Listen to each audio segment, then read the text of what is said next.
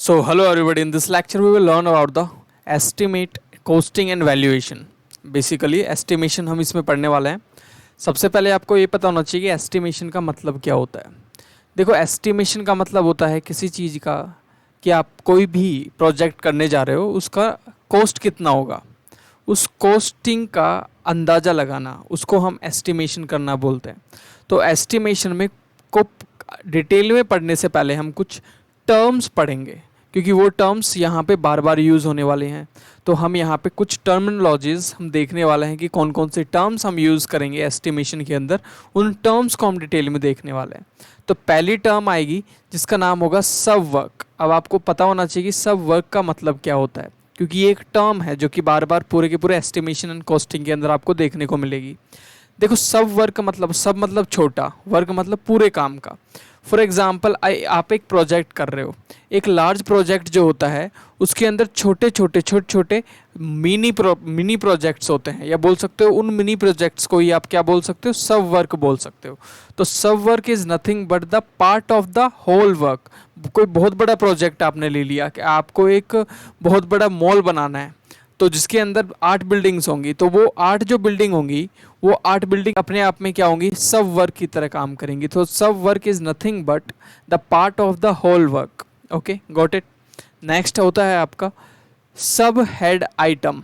ठीक है, of the work. अब देखो, आइटम का मतलब क्या आ गया यहाँ पे, पूरे वर्क का सब वर्क तो हमें समझ आ गया, लेकिन the work like earth work, जो हम एक्सकवेट करते हैं, चीज़ों को खोदते हैं, फाउंडेशन खोदते हैं, कंक्रीट वर्क करना पूरे वर्क के अंदर, ब्रिक वर्क करना, इन सब को सब head of different item of work के अंदर कंसिडर करते हैं. समझ आ गई बात.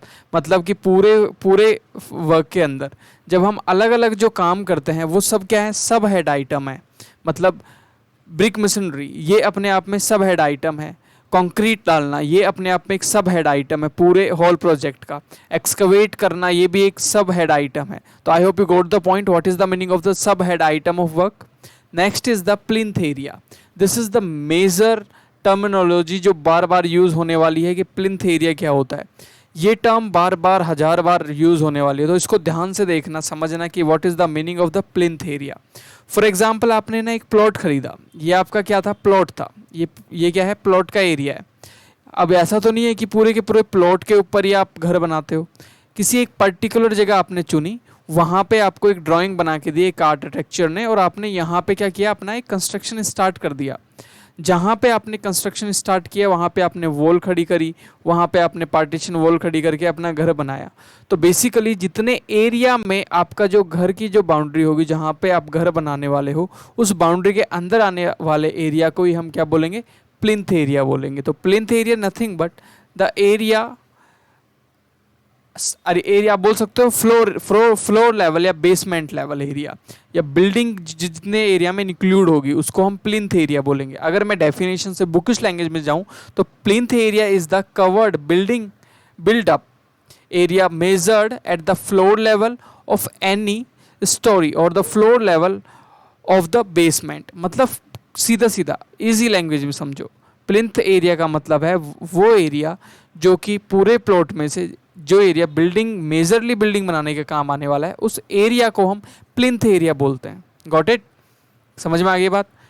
अब यहाँ पे हम प्लिंथ एरिया में कौन कौन सी चीज़ें हैं कि फॉलोइंग एरियाज आर इंक्लूड, कौन कौन सी चीज़ें जो इंक्लूड करते हैं during measurement of the plinth area. मतलब अगर आप प्रोजेक्ट मैनेजर हो, आपसे बोला कि जाके आप प्लिंथ एरिया को मेज़र करके लाओ, तो कौन कौन सी एरिया को आप मेज़र करने में इंक्लूड करोगे. तो आपको ये देखना है कि कौन कौन सी चीज़ें इंक्लूड होती है और कौन कौन सी चीज़ें एक्सक्लूड होती हैं. तो सबसे पहले हम देखने वाले हैं कि इंक्लूड होने वाली कौन कौन से एरियाज़ होते हैं. तो सबसे पहला जो होता है वो होता है if any common wall is there between two buildings. मतलब क्या हुआ कि अगर दो घर किसी इस तरीके से जुड़े हुए हैं, है ना, कोई प्लॉट नहीं है, बस दो घर एक दूसरे से जुड़े हुए हैं, तो यहाँ पे जो दोनों के जो पार्ट हैं वो इस तरीके से जुड़े हुए हैं. तो अगर मैं आपसे पूछूं कि ये घर है, तो ये मान लेते हैं आपका घर है, आपके घर का प्लिंथ एरिया कहाँ से कहाँ तक होगा, है ना, ये आपके दिमाग में आना चाहिए कि मेरे घर का एरिया कहाँ से कहाँ तक होगा. तो देखो, ये पूरा का पूरा एरिया है यहाँ से लेके यहाँ तक, दोनों का आप बोल सकते हो दीवारें जुड़ी हुई हैं. तो आप यहाँ पे 50% तो इसको दोगे और 50% आप खुद रखोगे। इस तरीके से डिवाइड होता है। तो प्लिंथ एरिया में जब दो आपके वॉल जुड़ी हुई हो तो उसका 50% हिस्सा इस वाले घर के हिस्से में आता है और 50% हिस्सा इस वाले हिस्से में आता है। तो ये आपको याद रखना है। Got it. Following are include during the measurement of plinth area. Next देखो यहाँ पे कौन सी और नेक्स्ट चीज़ है जो ऐड होगी। आपने कई बार देखा होगा जब हम बिल्डिंग बनाते हैं, बिल्डिंग बनाते टाइम पे आपने देखा होगा कि एक ऐसा, जब आप मल्टी स्टोरी बिल्डिंग बनाते हो तो एक ऐसी स्पेस छोड़ देते हो जिसमें से पाइप वगैरह, है ना, इसको क्या बोलते हैं, इसको बोलते हैं area of the internal shaft, sanitary installation. तो यहाँ पे इस तरीके से एक छोटा सा एरिया छोड़ दिया जाता है मैप में। ये एरिया भी क्या होगा, इंक्लूड होगा। बट कब होगा, जो आप बोल सकते हो कि जो ये एरिया है शाफ्ट का एरिया, सैनिटरी का एरिया, ये 2 मीटर स्क्वायर से ज़्यादा एक्सीड कर गया तो नहीं होगा। अगर 2 मीटर स्क्वायर से छोटा है तो होगा। बस इतनी बात है आपको याद रखना है। जो आपकी बिल्डिंग के अंदर, ये बिल्डिंग हम ऊपर से देख रहे हैं बिल्डिंग को, तो यहाँ पे एक ऐसा एरिया होता है जहाँ पे आपने देखा होगा कि पाइप वगैरह इंस्टॉल किए जाते हैं। जब पाइप वगैरह इंस्टॉल करते हैं तो उसके लिए एक एरिया छोड़ा जाता है। उस एरिया को, अगर वो एरिया 2 मीटर से बड़ा है तो उसको हम प्लिंथ एरिया में इंक्लूड नहीं करते हैं, है ना। Do not exceed the 2 metre square in area. Got it. तो नहीं करते हैं, नहीं तो हमको करना पड़ता है। समझ में आ गया। तो इस तरीके से होता है। एक छोटा सा एरिया है, अगर ये ज़्यादा बढ़ जाता है 2 मीटर स्क्वायर से तो इसको हम इंक्लूड नहीं करते हैं। ये आपको याद रखना है हमेशा। Got it. नेक्स्ट होता है आपका, अब हम वो एरियाज देखने वाले हैं not include during the measurement of plinth area. ऐसे एरियाज जो इंक्लूड नहीं किए जाते हैं जिस टाइम पे हम प्लिंथ एरिया को क्या कर रहे हैं, मेज़र कर रहे हैं, उस टाइम पे ये क्या नहीं किए जाते हैं, नॉट इंक्लूड नहीं किए जाएंगे। तो पहला होता है additional floor of the sitting in assembly building, theatre and auditorium. For example आपने ऑडिटोरियम देखा होगा, इसको ये तो होता है आपका बिल्कुल नीचे वाला फर्स्ट फ्लोर, जिसको ग्राउंड फ्लोर भी बोलते हैं। इसके बाद में यहाँ पे होता है फर्स्ट फ्लोर, तो ये पीछे की तरफ एक्सीड करता है, तो इसके अंदर आने वाला कोई भी एरिया वो प्लिंथ एरिया में इंक्लूड नहीं किया जाएगा। नेक्स्ट होता है आपका कैंटिलीवर पोर्च। ये ऐसा कुछ दिखाई देता है, कैंटिलीवर पोर्च आपको कुछ ऐसा दिखाई देगा। कैंटिलीवर का मतलब है छज्जा।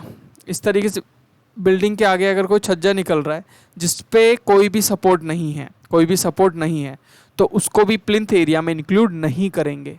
अगर सपोर्ट होता, यहाँ पे अगर कॉलम होते इस तरीके से, तो हमें यहाँ पे इसको क्या करना पड़ता, इंक्लूड करना पड़ता। किसके अंदर, आपके पूरे के पूरे प्लिंथ एरिया के अंदर। Got it.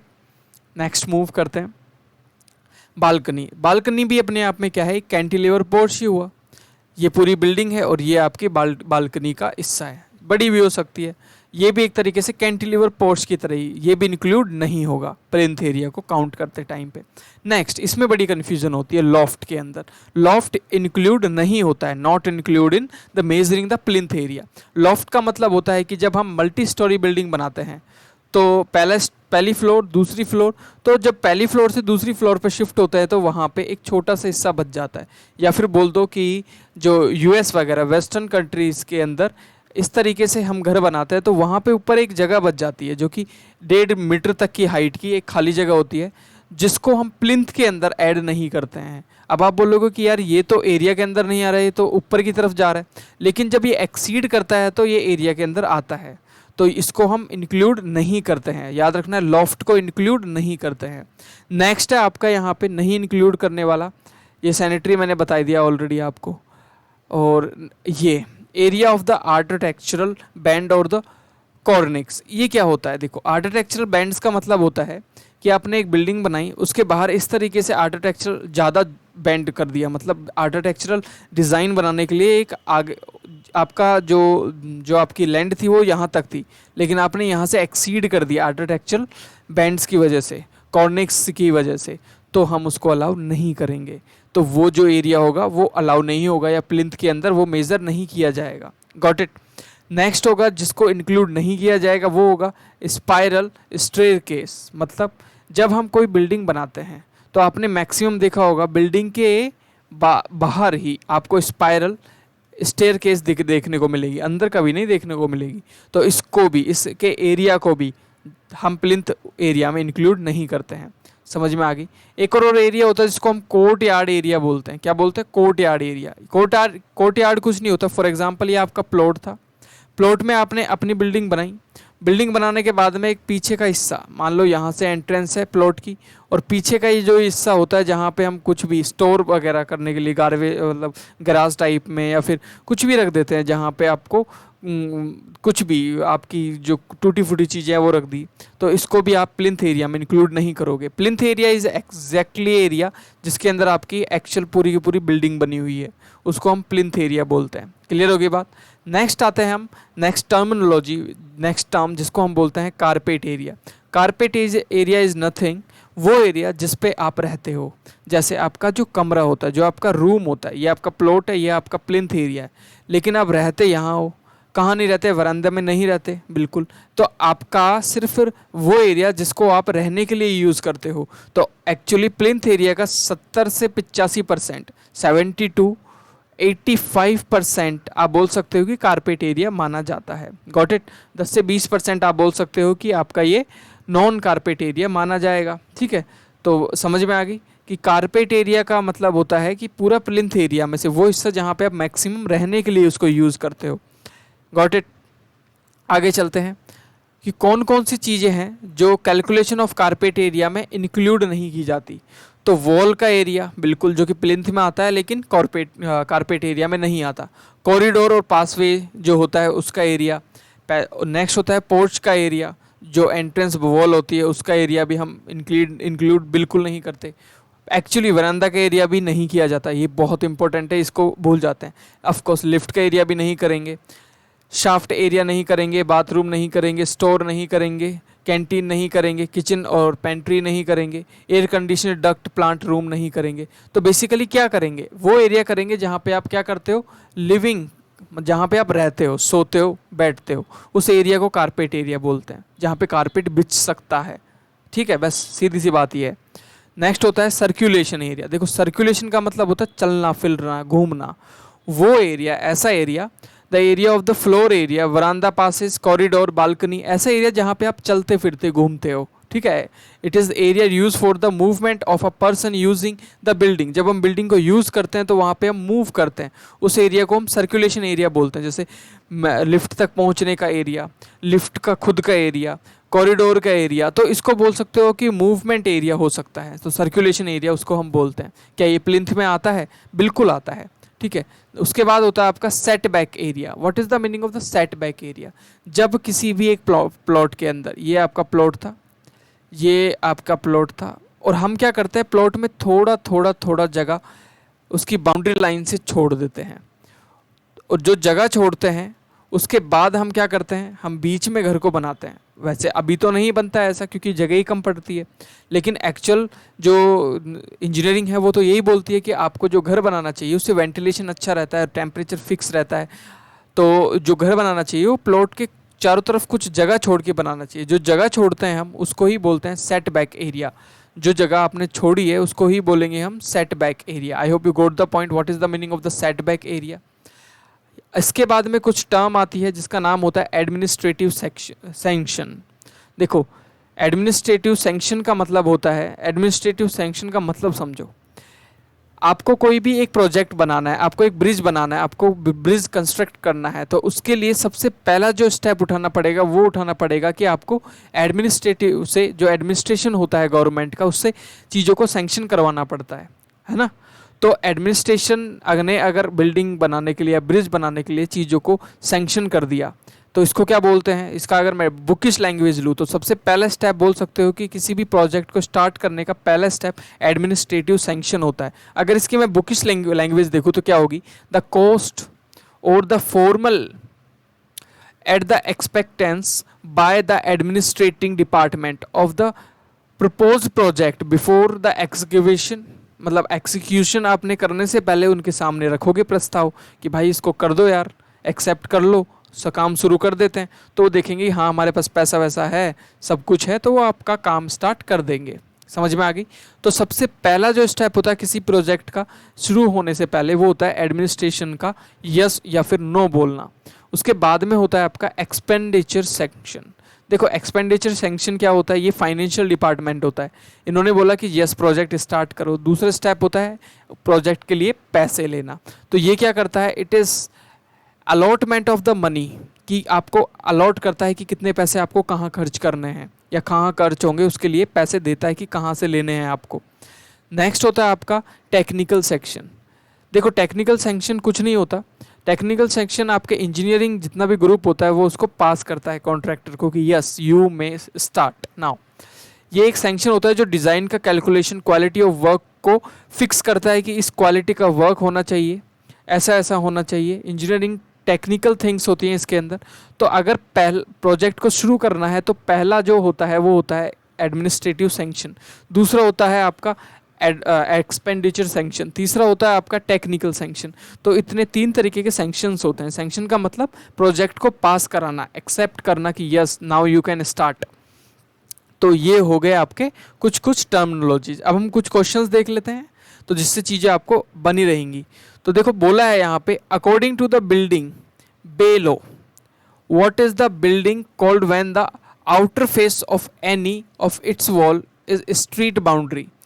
सीधी बात है, आपसे ये बोला है कि ये बताओ कि अगर कोई एक बिल्डिंग है, कोई एक बिल्डिंग है, ये आपकी बिल्डिंग है, let me change the pen here, ये एक बिल्डिंग है, ये एक बिल्डिंग है या प्रॉपर्टी है, ये इसकी कोई भी एक वॉल जो है वो डायरेक्ट स्ट्रीट बोल दो या फिर सड़क पे लगती है, सीधी रोड पे लगती है, तो ऐसी प्रॉपर्टी को क्या बोलेंगे?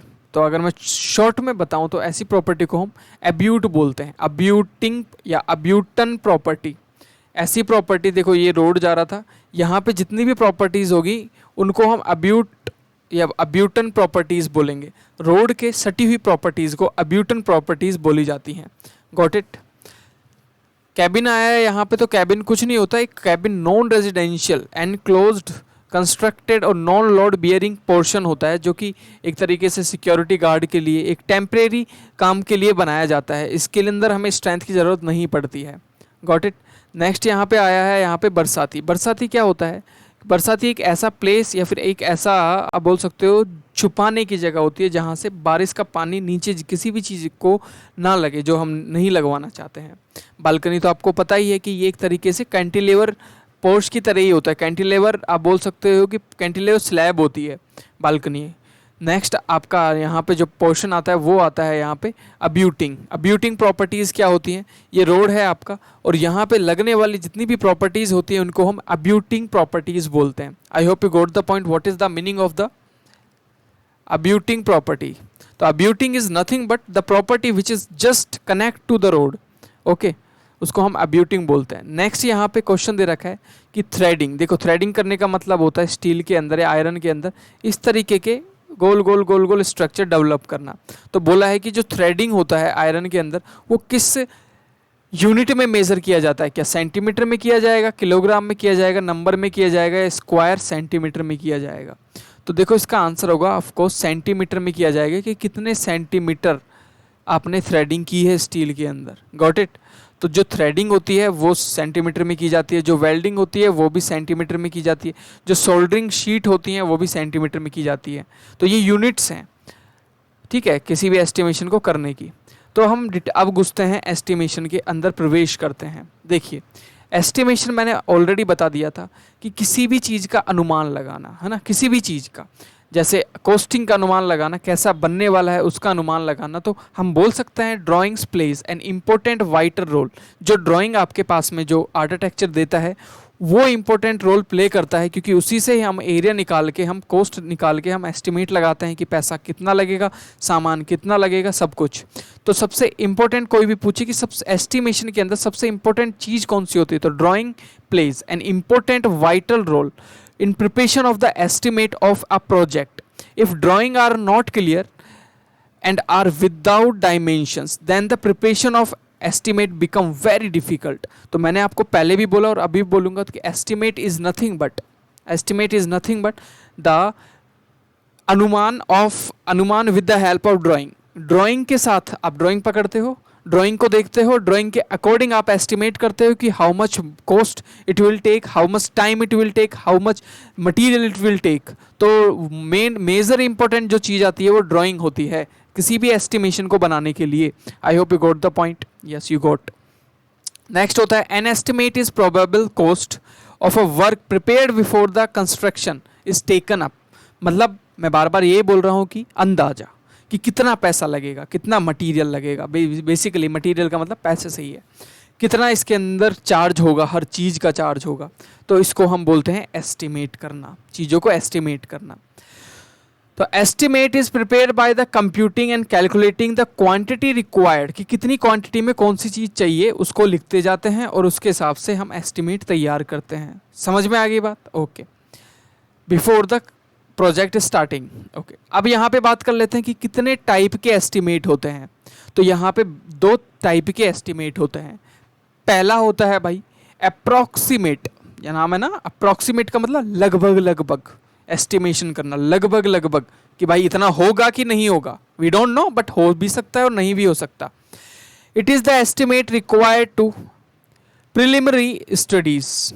ये एक ऐसा एस्टिमेट है जो पहले चाहिए होता है for various aspects of the work to decide the financial position and the policy administrative sanction by the component administrative authorities. मतलब क्या हुआ इसका मतलब ये हुआ कि जो आपका अप्रॉक्सीमेट एस्टिमेट होता है वो हम किसके सामने रिप्रेजेंट करते हैं, वो हम करते हैं आपके एडमिनिस्ट्रेटिव अथॉरिटीज़ के आगे, कि जाके बोलते हैं कि लगभग लगभग इतना पैसा लग जाएगा इस बिल्डिंग को बनाने में, तो क्या वी शुड स्टार्ट और नॉट।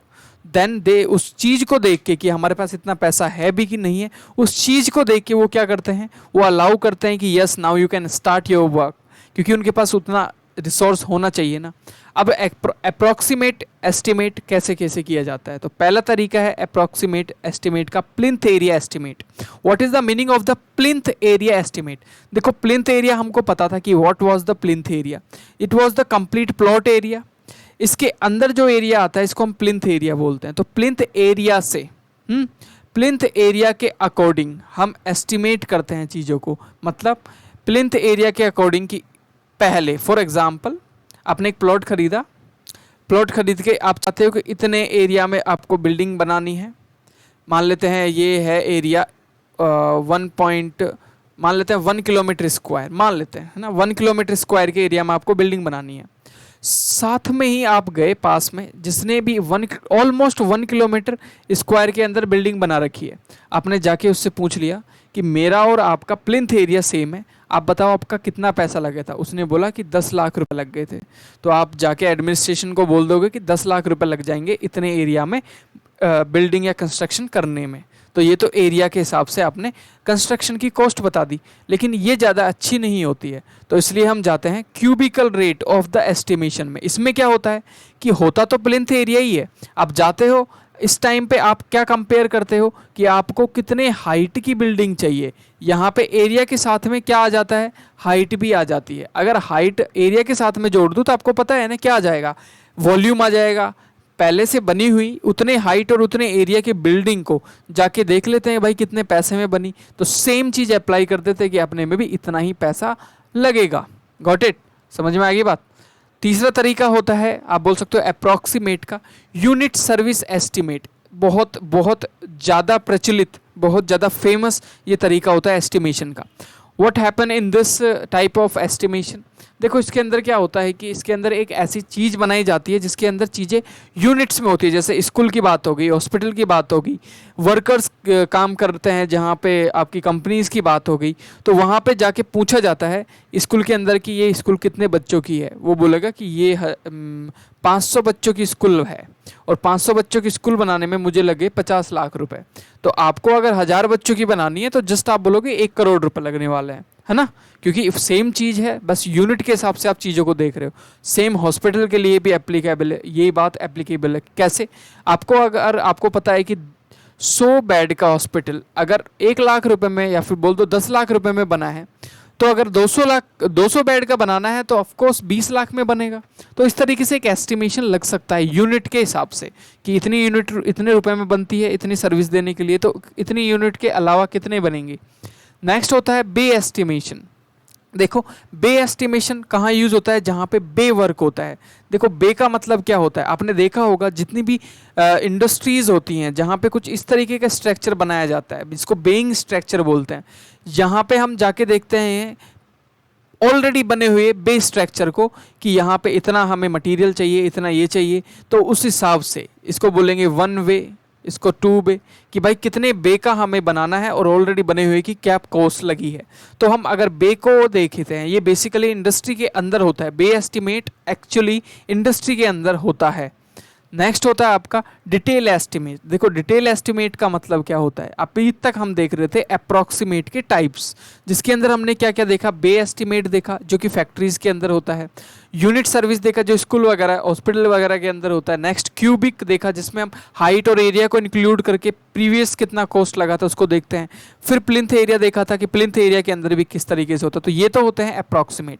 लेकिन अगर मैं बात करूँ कि पूरा का पूरा डिटेल एस्टिमेट कैसे निकाला जाता है, डिटेल एस्टिमेट के अंदर क्या होता है, ये एक एक्यूरेट एस्टिमेट होता है जिसके अंदर प्रॉपर क्वांटिटीज, मतलब एक एक चीज़ के बारे में लिखा जाता है कि इतने बैग, मतलब 10 बैग ऑफ सीमेंट लाने हैं, तो एक बैग कितने का होता है, मान लेते हैं 360 का है, तो यहाँ पे 3600 रुपये 10 बैग के लगेंगे। इस तरीके से डिटेल में सब कुछ लिखा जाता है।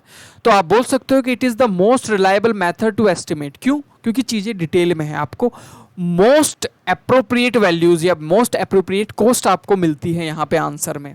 नेक्स्ट एस्टिमेशन होता है जिसको बोलते हैं रिवाइज्ड एस्टिमेट। देखो रिवाइज्ड एस्टिमेट कब किया जाता है और क्यों किया जाता है, क्या होता है, it is the estimate prepared when the expenditure on the work lightly to exceed the amount administration sanction by more than 10%। मतलब क्या है, आप एक बिल्डिंग बना रहे थे, बिल्डिंग बनाते हुए आपने देखा कि यार बिल्डिंग का जो पैसा था वो तो ख़त्म हो गया, लेकिन अभी तो एक स्टोरी और 2 स्टोरी और बनानी है। तो अब इस केस में आपको यहाँ पे जब हम एडिशनल वर्क करना चाहते हैं चलते हुए प्रोजेक्ट में, तो हमें यहाँ पे रिवाइज एस्टिमेट करना पड़ता है। कब? जब जो एडिशनल वर्क है उसका जो पैसा है वो एडमिनिस्ट्रेशन सैंक्शन का जो पैसा था उससे 10% से ज़्यादा एक्सीड कर जाता है, तो पूरा का पूरा एस्टिमेशन ही हम रिवाइज कर देते हैं। तो बात समझ में आएगी। Revise estimate is a different type of estimate. ये कब होता है, जब हमें एक्स्ट्रा वर्क करते हैं और एक्स्ट्रा वर्क की कॉस्ट अगर एडमिनिस्ट्रेशन के कॉस्ट के 10% से ज़्यादा की हो जाती है तो उसे रिवाइज्ड एस्टिमेट बोलते हैं।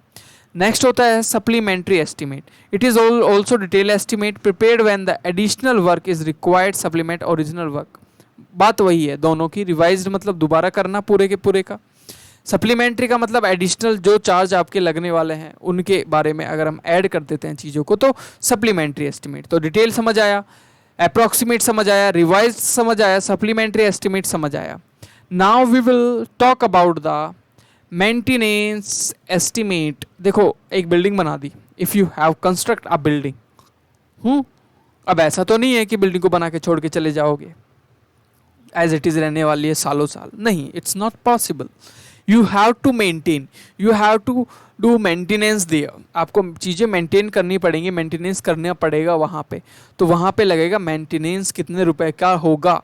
तो एनुअल रिपेयर का जो एस्टिमेशन होता है उसको मेंटेनेंस चार्ज बोलते हैं या मेंटेनेंस एस्टिमेट बोलते हैं। It is estimate prepared to maintain the structure in proper and safe condition. Example for building it में include white washing, colour washing etcetera, plumbing, बहुत सारी चीज़ें होती हैं जो कि मेंटेनेंस के अंदर आती है। समझ में आ गई? तो ये एक साल का एक साथ किया जाता है prepare. Got it? Next move करते हैं। लमसम आइटम्स क्या होते हैं? LUMP items. What is the meaning of the lump sum items? देखो ध्यान से। While preparing an estimate, it is not possible to work out in detail in case of petty items। मतलब क्या होता है कि अगर मैं कोई भी एस्टिमेट तैयार कर रहा हूँ तो ये पॉसिबल ही नहीं है कि मैं एक एक आइटम के बारे में लिखूँ कि भाई इतने कील चाहिए, इतना वायर चाहिए। तो लमसम आइटम का मतलब होता है हम बल्क में आइटम्स को लिखते हैं, मोटा मोटी लिखते हैं, ठीक है, उसको ही बोलते हैं लमसम आइटम्स। अब देखो पहला होता है लमसम आइटम में work charge establishment. What is the meaning of the work charge establishment? It is the charge, ये चार्ज है inquired during the construction of a building, a certain number of work supervision, चौकीदार का charge होता है ना। आप बोल सकते हो कि यहाँ पे सीधा क्वेश्चन आएगा कि वर्क चार्ज एस्टैब्लिशमेंट कैसे किया जाता है, वर्क चार्ज एस्टैब्लिशमेंट का मतलब क्या है। तो ऐसा चार्ज जो पूरी की पूरी प्रोजेक्ट के पैसे का 1.5 से 2% हो, उसको हम वर्क चार्ज एस्टैब्लिशमेंट बोलते हैं। जैसे सुपरवाइजर जो पैसा लेगा उसका, चौकीदार जो पैसा लेगा उसका पैसा, ठीक है। तो इन सबको उनकी सैलरी को अगर मैं लगाऊं तो ये एक तरीके से क्या है, एक अलग से आपको पूरे प्रोजेक्ट का 2% निकाल के रखना होता है, तो इसको ही बोलते हैं work charge establishment. Got it. Next होता है टूल एंड प्लांट्स। पूरे प्रोजेक्ट का 1.5% आप इसके लिए भी निकाल के रखते हो। जितने भी टूल्स रिक्वायर्ड होंगे एग्जीक्यूट करने में बड़े प्रोजेक्ट को, तो पूरे प्रोजेक्ट का पैसे का 1 से 1.5% पैसा आप टूल के लिए निकाल के रखते हो। तो ये होते हैं दूसरे तरीके के। नेक्स्ट होता है आपका percentage and the departmental charge. इसका मतलब क्या है, देखो ये 10 से 15% होता है percentage and the departmental charge का मतलब whenever engineering department take up the work of other department, percentage amount of 10 to 15% of the established cost is charged to meet the expenses establishment, designing, planning and supervision। मतलब जब हम किसी दूसरे department को charge देते हैं, जब दूसरे डिपार्टमेंट को काम देते हैं, तो उसके लिए हमें पूरे प्रोजेक्ट के कॉस्ट का 10 से 15% उनको पे करना पड़ता है, उस डिपार्टमेंट को पे करना पड़ता है। वाटर सप्लाई के लिए पैसा, इलेक्ट्रिशियन के पैसा, सैनिटरी के लिए पैसा, वो पूरे प्रोजेक्ट का 20% रखना पड़ता है। समझ में आ गया। जैसे इलेक्ट्रिक फ़ैन के लिए 4%, सैनिटरी के लिए 8% पैसा, पूरे के पूरे प्रोजेक्ट का इतना परसेंट, इलेक्ट्रिफिकेशन के लिए 8%, ठीक है। तो कंटेंजेंसीज का मतलब हादसे, कोई भी हादसा अगर हो गया तो पूरे के पूरे टोटल एस्टिमेट का 5% आपको निकाल के पैसा रखना पड़ेगा अलग से कंटेंजेंसीज के लिए। ओके, गॉट इट, समझ में आ गई बात।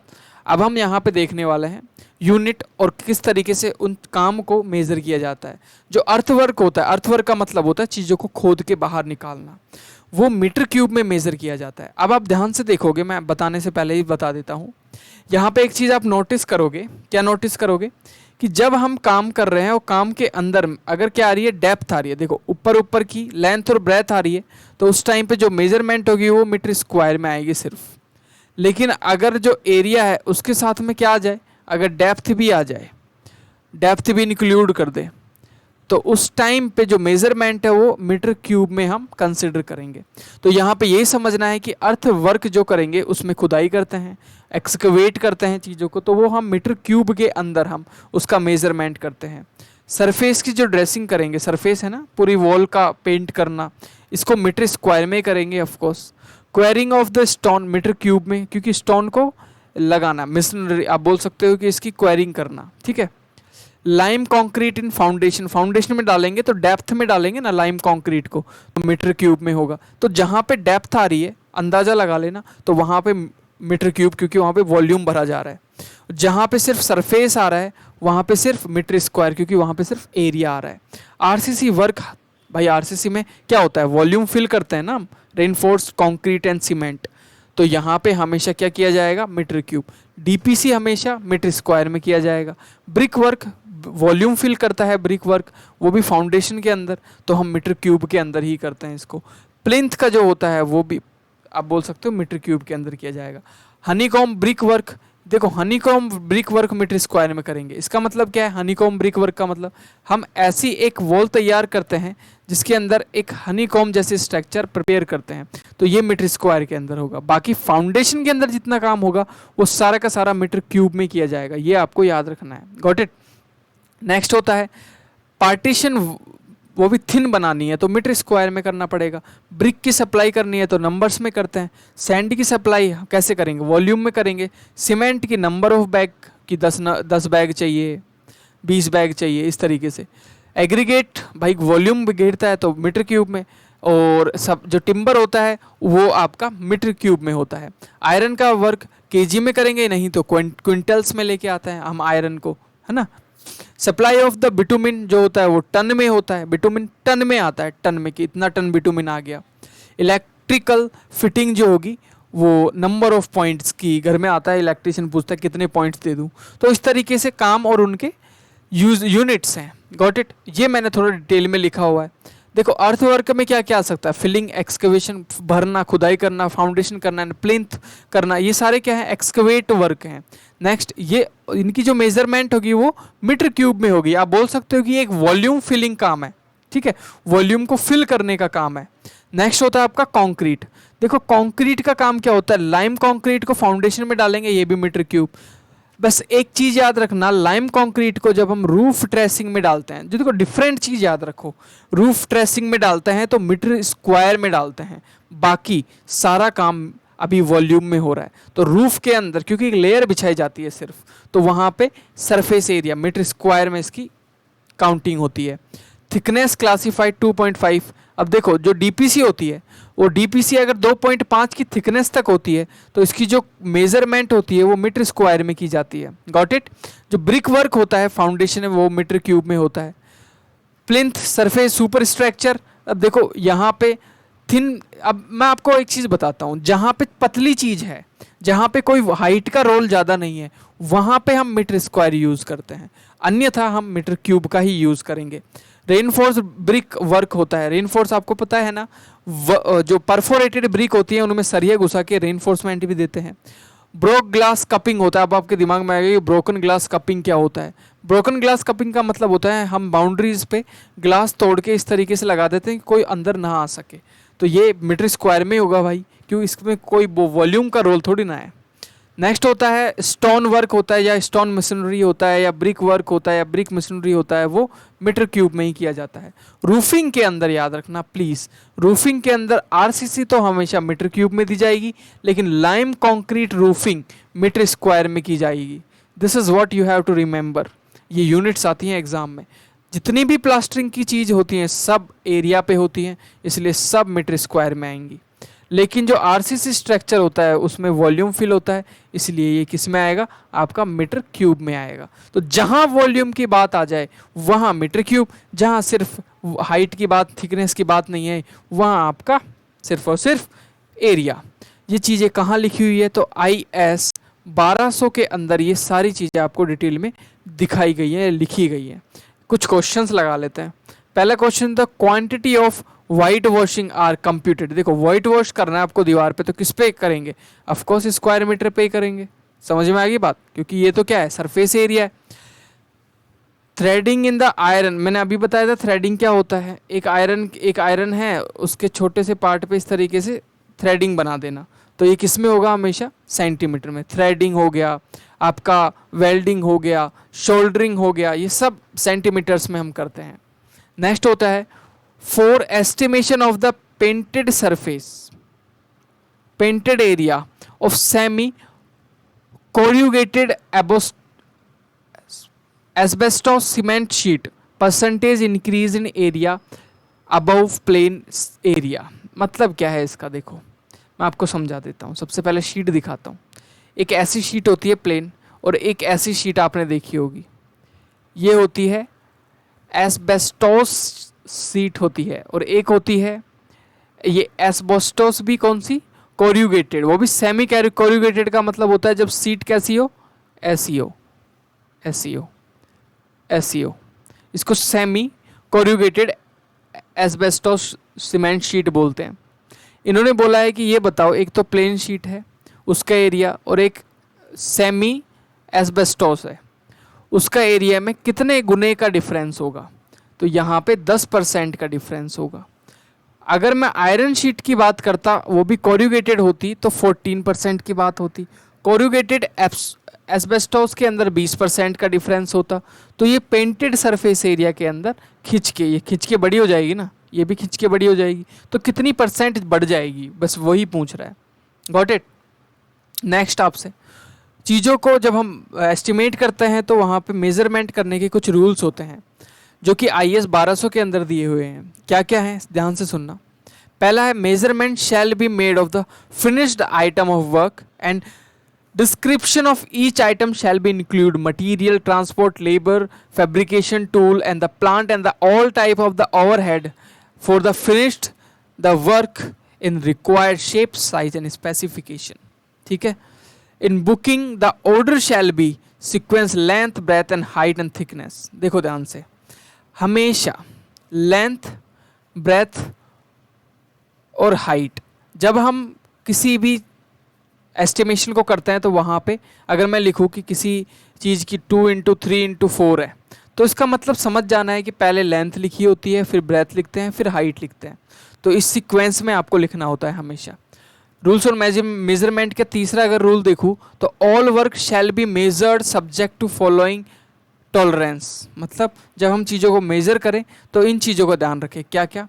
पहली चीज़ है linear measurement shall be measured nearest 0.01 metre.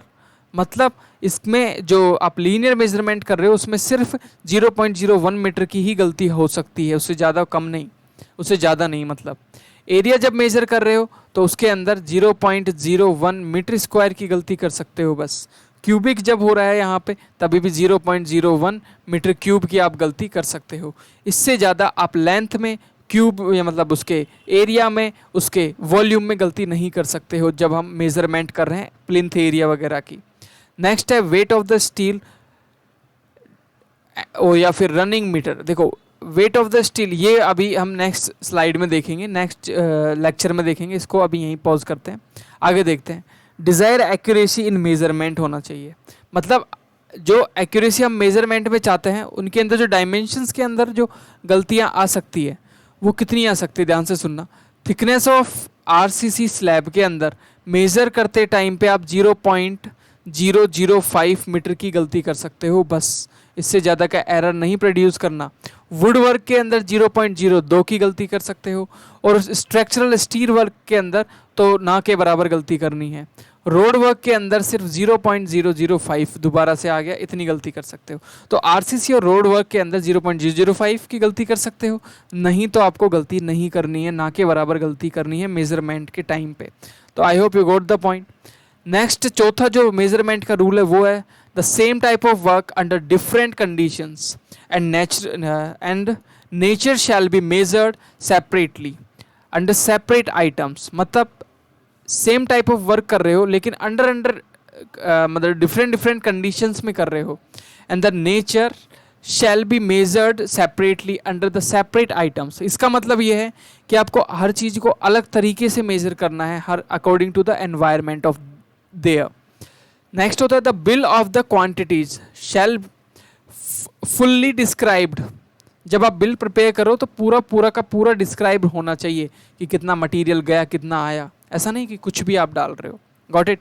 Next होता है सिक्स्थ जो होता है रूल, वो होता है इन केस ऑफ मशीनरी, या तो स्टोन या ब्रिक मशीनरी आप जब कर रहे हो structural concrete, the category shall be measured separately and the height shall be described as from foundation to plinth level, आपको हाइट बतानी है, from plinth to first floor level, from floor to second floor level. मतलब आपको यहाँ पे जो height बतानी होती है वो प्लिंथ से पहले लेवल तक, पहला फ्लोर हो गया, दूसरा फ्लोर कहाँ से होगा, पहले फ्लोर से, और दूसरा फ्लोर होगा, इस तरीके से आपको बतानी है। आप मुझे ये बताओ, नेक्स्ट क्वेश्चन है what is the first step for the approval of work. किसी भी वर्क को अप्रूवल देना है तो इनमें से कौन सा अप्रूवल पहले आएगा? Of course administrative approval is the answer. Next the preparation of the estimation, what is the required. Specification चाहिए हमें कि क्या क्या लगेगा इसमें, रेट ऑफ आइटम चाहिए, ड्राइंग चाहिए, या सारी चीज़ें चाहिए? ऑफ कोर्स सारी चीज़ें हमको चाहिए होती है। नेक्स्ट होता है यहाँ पे the unit measurement in square metre in case of, मतलब कौन सी चीज़ है जिसको मीटर स्क्वायर में मेजर कर सकते हैं, जहाँ पे एरिया आएगा। कौन सी चीज़ में एरिया आएगा? पॉइंटिंग वर्क में, पेंटिंग के ही रिलेटेड होता है पॉइंटिंग, तो ये आपको याद रखना है। नेक्स्ट होता है आपका यहाँ पे what is the formula of calculate the floor, इसको अभी छोड़ो, नेक्स्ट हम लेक्चर में देखेंगे। This is in horizontal DPC. अगर आप हॉरिजॉन्टल डीपीसी कर रहे हो, डीपीसी का मतलब समझते हो ना, डैम प्रूफिंग कर रहे हो, horizontal. Thickness of cement concrete is, देखो पहले हम क्या लिखते हैं, लेंथ, दूसरे पे ब्रेथ, चौथे पे क्या लिखते हैं भाई, थिकनेस लिखते हैं या हाइट लिखते हैं बस। तो this is the question. Next है आपका what are the units of measurement of distance according to the standard of weight measures 1956, तो बी आएगा।